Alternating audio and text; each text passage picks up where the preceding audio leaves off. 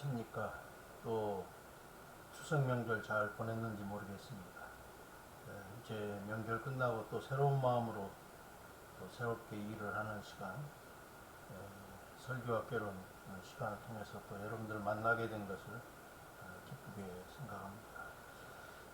오늘부터 어떤 면으로 보면 이제 설교학에 대한 이론적인 공부가 본격적으로 시작됐다고 볼 수 있고, 또 목회자의 어떤 사역 자체도 특정 분야만 잘해서 되는 것은 아니고 전반적인 것에 대해서 목회자가, 설교는 우리의 삶의 모든 부분에 다 관계를 갖기 때문에 우리 목회자들은 독서를 하더라도 상당히 다방면으로 또 다양하게,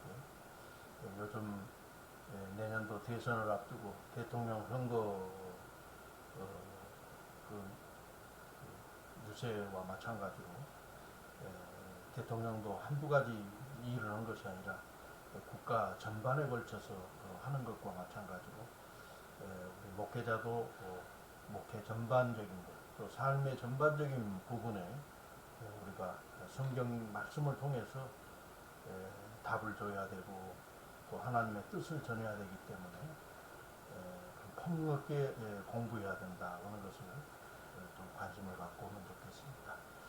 오늘은 제6장 성경을 초석으로 하는 설교 챕터에 대해서 말씀을 하고, 제가 오리엔테이션 시간에도 여러 번 얘기를 드린 기억이 있습니다만, 이 책 저 책 뭐 여러 가지 설교학 책 폭넓게 공부하는 것도 중요하지만은 아직 우리 이제 신대원 2학년이면은 설교 사역을 뭐 전문적으로 저처럼 이렇게 매주일 수편에 걸쳐서 하는 것이 아니다 보니까 아주 이론적으로 정립되지 않는 부분들도 있고, 그래서 가장 권위 있는 나름대로 그 설교학 책이 설교학 개론 이 과정 교과서로 쓰고 있는 이 책 한 권만이라도 여러분들이 이론적으로 좀 잘 마스터하고 또 분야별로 잘 정리를 해서, 이게 이제 듣는 것만 가지고는 안 되고, 또 제가 얘기한 부분에 대해서 여러분들이 실질적으로 정독을 하고, 또 그 이론을 중심으로 해서 설교 사역을 충실하게 잘해서 이게 이제 완전히 몸에 배이게 되면은 설교 사역이 힘든 것이 아니라, 물론 이론적으로 잘 무장한다고 해서 저절로 설교가 되는 것도 아니고 쉬운 일은 아니지만, 그러나 이것을 알고서 이렇게 사역을 하는 것과 안 하는 것은 큰 차이가 있다 생각하면서 성경을 초속으로 하는 설교 이 챕터 오늘 그리고 7장까지 공부하려고 합니다. 우리가 설교할 때 가장 머리에 염두에 둬야 될 것은 뭔가, 일반 세상 사람들은 자기가 살아온 경험, 또 자기가 알고 있는 지식을 중심으로 해서 이제 말을 하면 되지만, 목회자는 자기 말을 하는 것이 아니라 하나님의 말씀을 해야 되기 때문에 이제 제약을 받게 되는데, 그 제약이 뭔가 성경 말씀이라고 하는 것입니다. 성경 말씀을 떠나서 하는 설교는 이것을 진정한 의미에 있어서 설교라고 말할 수 없을 만큼, 성경의 메인 텍스트는 하나님의 말씀 성경이고, 설교가 성경을 벗어났을 때 열차가 궤도를 벗어난 것이나 마찬가지라고 말을 할 수 있습니다. 사실 기독교 역사 여러 시대를 우리가 좀 눈여겨보면서 교회가 부흥을 했고 또 나름대로 어떤 사회 속에서 중요한 역할들을 했을 때가 뭔가 하면은 세상적으로 교회가 선한 영향력을 끼칠 때는 설교가 부흥했던 그런 시기였다 하는 것입니다. 세계 유명한 설교가들이 오르내리던 그 시절 보면은 그 시대를 움직였던 그런 유명한 설교자들이 있었는데, 이분들은 다 모든 설교가 성경에 기초하고 있고, 또 성경을 바르게 해석해서 하나님의 뜻을 회중들에게 바르게 들려줌으로 인해서 그 시대를 울리는 위대한 설교가들이 되어졌다 하는 것입니다. 그래서 우리 신학도들이 늘 염두에 둬야 될 것은 뭔가, 어떤 경우든지 간에 목회자의 설교는 성경 말씀에 근거해서 해야 한다는 것입니다. 여러분들 책 96페이지 위에서 두 번째 줄 하나님의 말씀은 성경을 기독교의 생명으로 알고 우리 땅에 들어온 선교사들이 가지고 있던 설교의 기본 이해나 그 실천은 정확한 것이요. 그들의 영향을 받은 한국교회 초기 설교자들은 한결같이 설교란 성경에 수록된 하나님의 말씀을 받아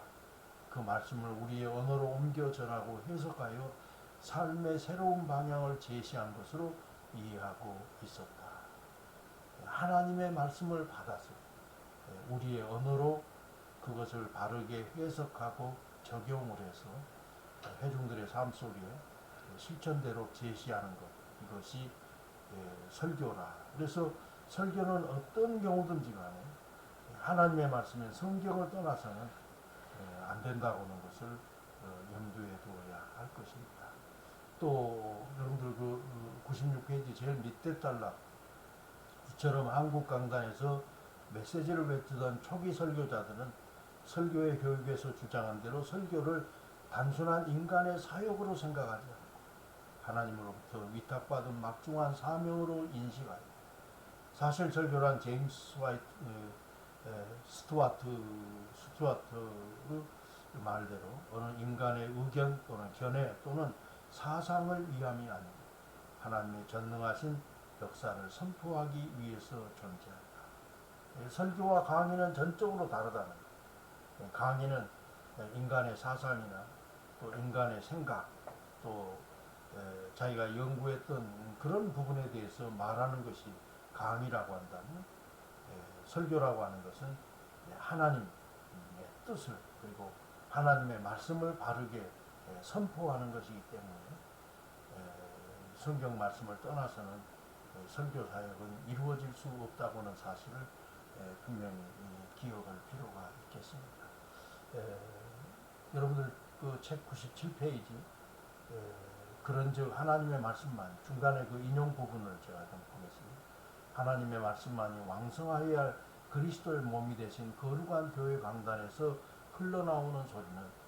대체로 세속적이요 진정한 설교의 의의는 몰락되고 있습니다. 이것이 무슨 변고일까요? 이는 곧 하나님의 신성을 모독하는 큰 죄를 범하는 것뿐이요 하등 신앙에 대한 영적 유익을 끼쳐주지 못한다. 그런 거로 설교자는 죄인을 구원하시기 위해 언제든지 순복음적 설교만을 준비할 것이요 결단코 자기의 학식이나 지혜의 탈선적 설교를 준비치 말 것이며 또한 자기의 유창한 언변도 자랑해서는 안 된다. 그래서 이번 단락은 특별히 우리가 이제 설교 이론을 공부하는 데 있어서 목회자에게 있어서 가장 중요한 것은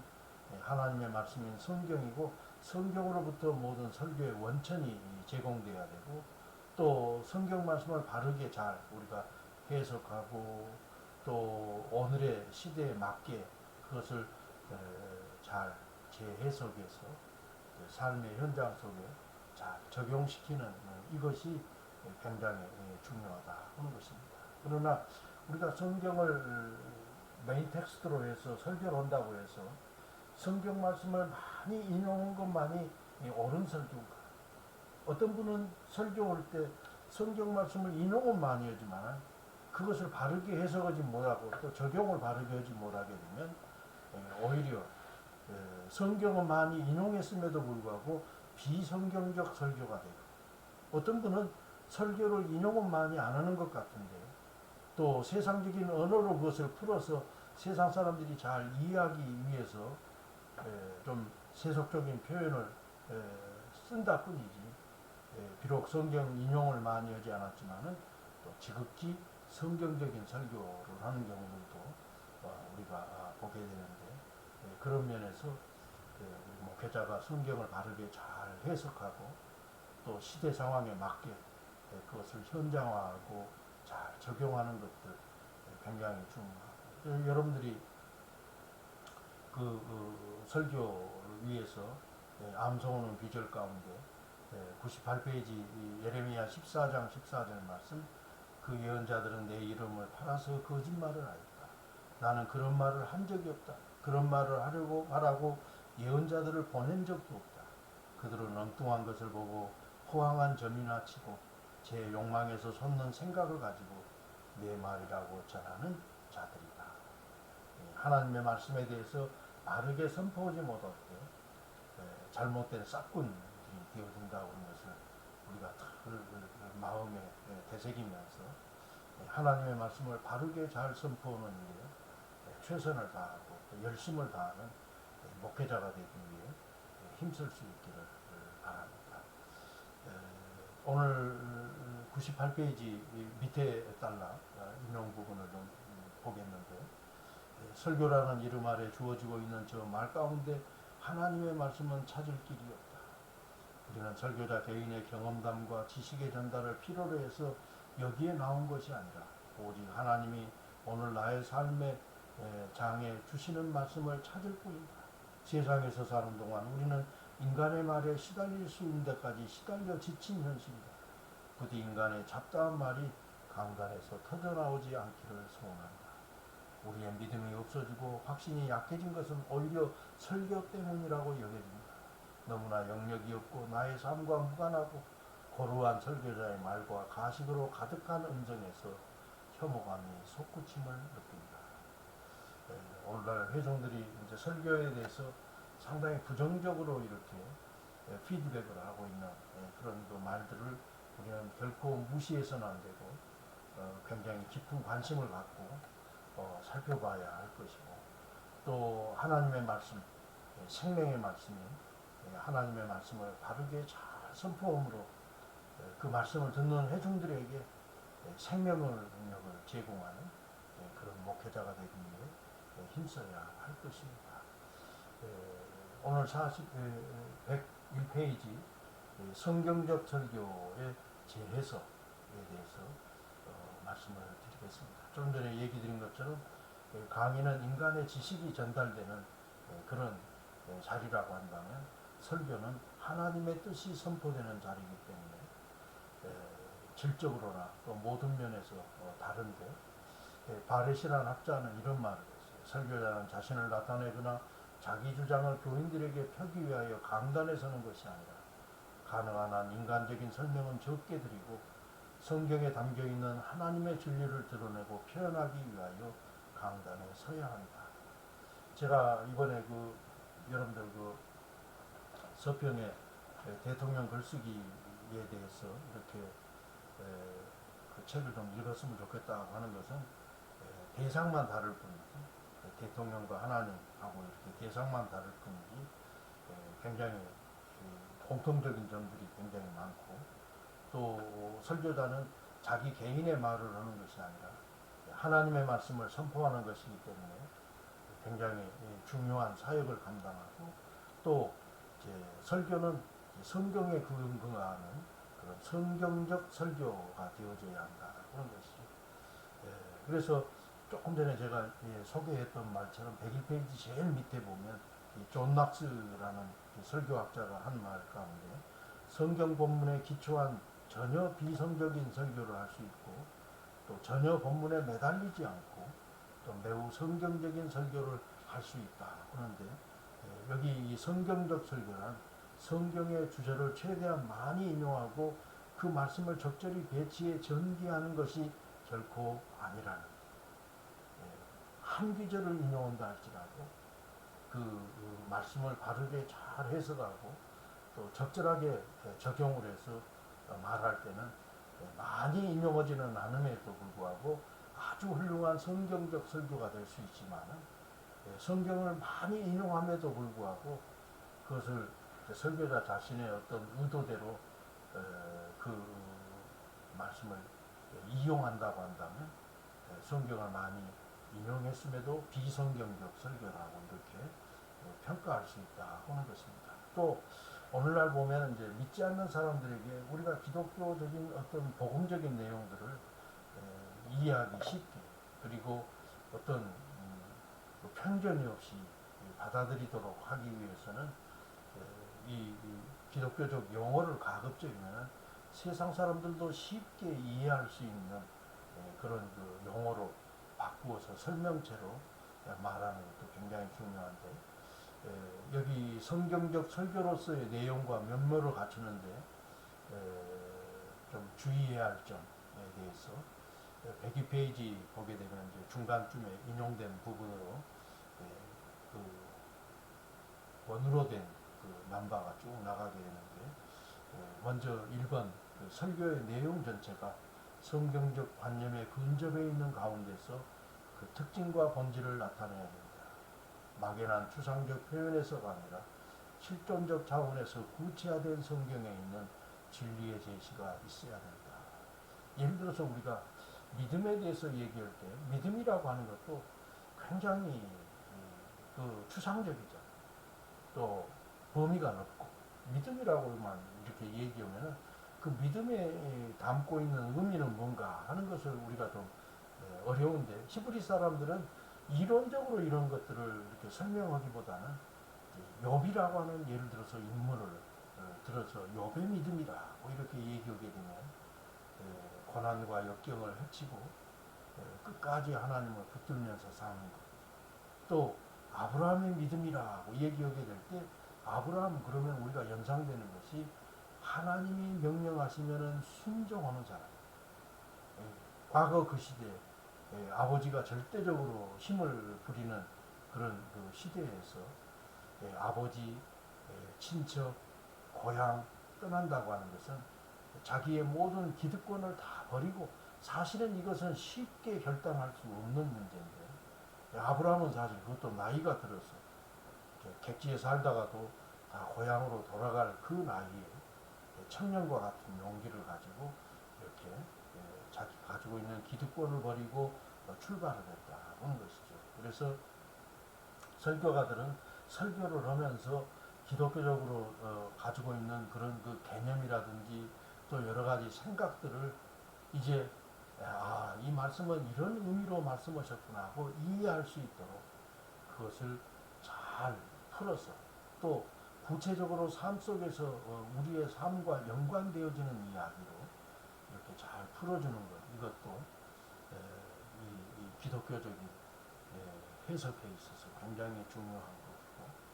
또 설교 가운데 그리스도의 현존을 드러내야 한다 했는데 물론 시대적으로 보면 구약시대 때 예수 그리스도께서 무슨 활동을 한다든지 또 일을 하신 것은 아니지만 그러나 구약 성경에 나타난 여러 가지 정황들 이야기를 보면서 이것을 예수 그리스도의 십자가의 구속의 사건 하나의 그림자와 같은 사건으로 우리가 설명할 수 있어야 한다. 바울 사도는 특별히 이스라엘 백성들이 홍해를 건너는 사건을 세례받는 사건 그리고 이제 반석에서 물이 솟아나서 그 물을 먹고 또 만나를 먹는 것을 그리스도께서 제공하신 성만찬에 참여하는 사건으로 그렇게 신약적으로 해석하는 것인데 이렇게 그리스도론적으로 구약 성경을 해석해서 적용하는 것 이것도 굉장히 중요하고 또 이 네 번째 보면 성경적 설교의 메시지는 현재적 의미를 부여한다 그러는데 우리가 설교를 할 때 욥에 대해서 얘기하는 것은 욥의 그 옛날 몇천 년 전에 있었던 그 이야기를 단순히 하는 것이 아니라 욥의 삶과 오늘 살아가는 나의 삶과 연관이 있을 때 이게 설교인 것이지 과거에 욥이 살아서 이래가지고 이런 삶을 살았다 그렇게 하고 얘기가 끝나버린다고 한다면 욥과 나는 아무 상관도 없고 의미도 없다고 하는 것이죠. 그런 면에서 설교는 과거의 이야기로 끝나버리는 것이 아니라 욥의 이야기가 오늘 나에게 어떤 의미를 주고 또 욥의 삶이 나에게 어떤 교훈을 주는가 하는 것에 대해서 우리가 설명을 하게 될 때 이것은 과거의 이야기가 아니라 오늘도 진행되어지는 얘기고 나를 통해서 또 성취되어야 될 하나님의 뜻이라 하는 그런 의미에서 이 성경적 설교 메시지는 항상 현재적 의미를 강하게 내포하고 있어야 된다는 것이죠. 그래서 모든 구약의 이야기는 옛날에 지나가 버린 과거 사건이 아니라 오늘의 사건으로 끄집어내고 그리고 재해석하고 그리고 오늘의 삶의 현장 속에다가 우리가 바르게 잘 적용한다고 하는 것이 중요하고 또 우리가 성경적 설교를 하게 될 때 구약과 신약을 같은 하나의 성경으로 맥을 같이 하는 것으로 보는, 구약이나 신약이나 또 성경을 보면은 저자는 여러 가지, 그러나 성경 그 중심에 흐르는 그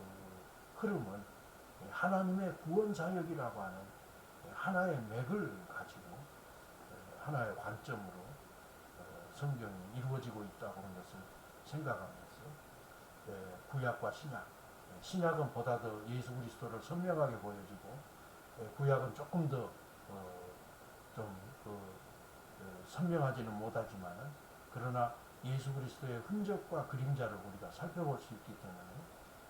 구약과 신약을 같이 연결고리로 보면서 보는 자세도 중요하고, 또 성경주 주서는 하나님의 말씀으로 확신을 회중에게 심어줘야 한다 하는 것인데, 이것은 결코 강요하는 것은 아니라, 가끔 우리가 뭐 부흥 집회에 오신 분들이라든지 또 어떤 강사들 보면은 협박을 하시피 아멘 하시고 오면서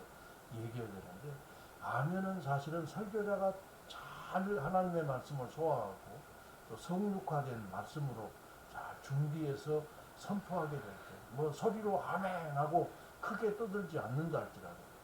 마음에서 이제 그 말씀을 받아들이면서 그렇습니다, 그렇게 되기를 바랍니다 하면서 그 반응하는 그런 그 일들이 일어나는데, 이것을 강요하는 식으로 그저 아무 생각도 없이 입으로만 아멘 아멘 한다고 해서 그것이 동의하는 것은 아니라 하는 것을 우리가 좀 생각해야 되겠고, 마지막 일곱 번째로 참된 성경적 설교는 명령과 책망과 훈계 중심보다는 은총과 사랑과 용서의 하나님을 보여주는 것이 되어야 한다고 이렇게 말하고 있습니다. 사실 설교와 공부에 있어서 이 부분이 굉장히 중요하다고 볼 수 있는데, 많은 사람들이 설교를 하나의 명령조로 얘기하는 분들이 많아요. 그러나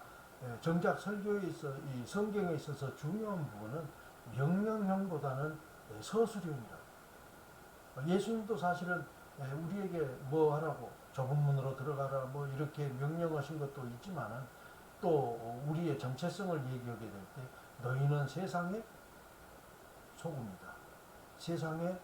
빛이다, 그거 다 서술하는 것이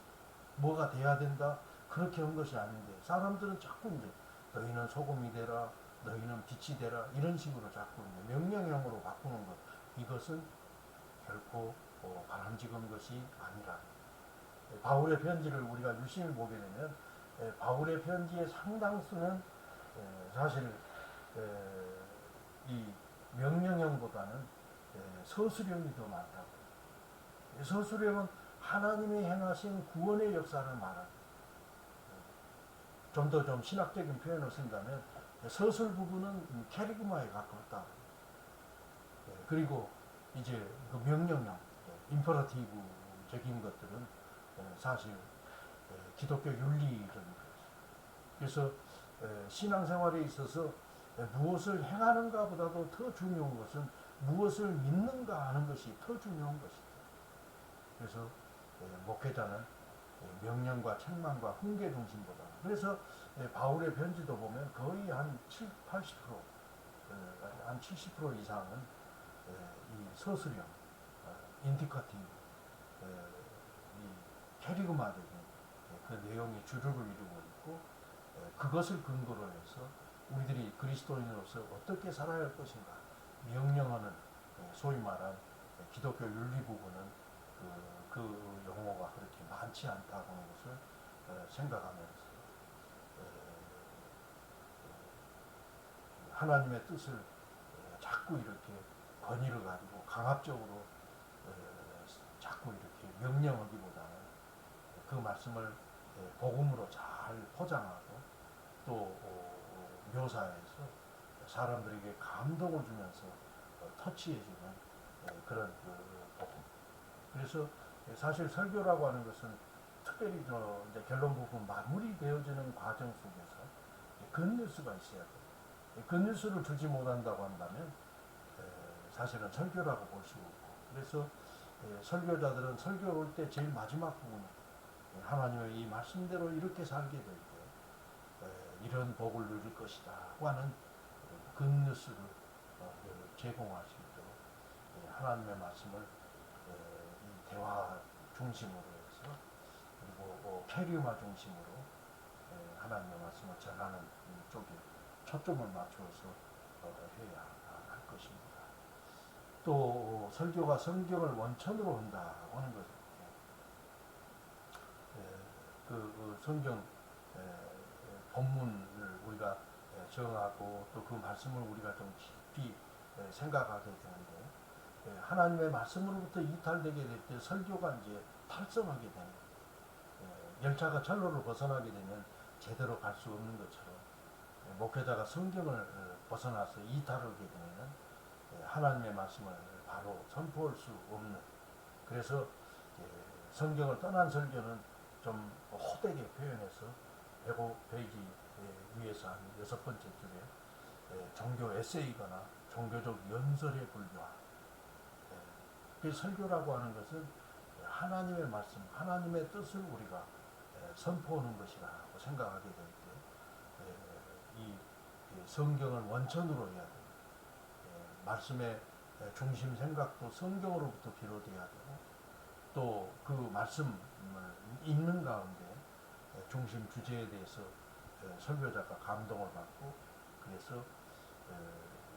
존 막스라고 하는 그런 설교학자는 이 설교는 반드시 하나님의 말씀인 성경에서 발상되어져야 하고 성경만이 설교의 주된 원천이 되어야 한다. 이렇게 강조하면서 아래와 같이 말씀하고 있는데 메시지의 재원이 시대적인 사건, 문학, 철학, 정치, 이데올로기 등이 될 수는 결코 없을 뿐 아니라 심지어 설교자 자신의 경험과 감정까지도 설교의 원천이 되어서는 안 되고 오직 설교의 메시지는 성경에만 그 원천을 두어야 한다. 성경이 가장 핵심적인 그런 메시지의 원천이라고 하는 것을 생각하면서 자기의 어떤 경험이나 생각, 또 사상, 또 느꼈던 어떤 문학 작품에서 밀려왔던 그런 그 감동 이런 것들이 설교의 주체가 아니라 하나님의 말씀이 되어져 한다. 그래서 칼빈은 오늘의 설교가 근본적으로 성경의 말씀 안에서 출발하고 결론을 맺어야 하기에 모든 설교자는 성경에 충실한 문화생이 되어야 한다. 성경을 결코 지배해서는 안 되고 성경 말씀에 전적으로 순종하면서 성경 말씀에 근거해서 이 설교 사역을 감당해야 된다는 것을 생각하면서 모든 설교의 주된 원천은 다름 아닌 성경이라고 하는 생각을 확실하게 품고서 그런 면에서 생각할 때 우리 신학도들은 더 하나님의 말씀 성경을 가까이 하고 또 그 말씀을 깊이 묵상하면서 성경을 읽어야 한다 하는 것을 생각해야 할 것입니다. 조금 쉬었다가 이어서 강의 계속하겠습니다.